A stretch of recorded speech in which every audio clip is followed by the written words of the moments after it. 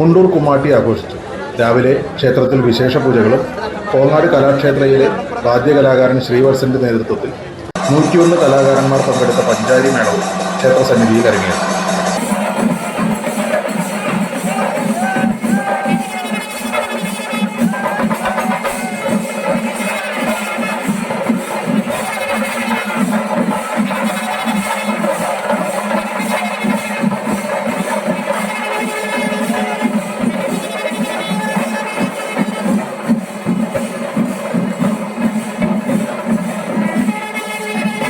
വൈകുന്നേരം 4 മണി മുതൽ വിവിധ ദേശങ്ങളിൽ നിന്നും വേലകൾ മുണ്ടൂർ ജംഗ്ഷനിൽ സംഗമിച്ചു.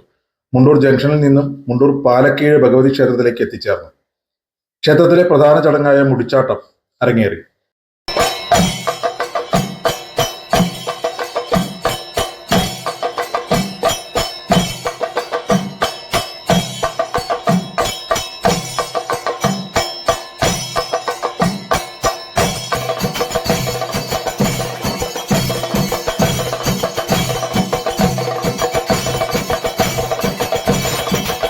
അതിനുശേഷം കമ്പം കത്തിക്കലോടുകൂടി ഈ വർഷത്തെ മുണ്ടൂർ കുമ്മാട്ടി അവസാനിച്ചു.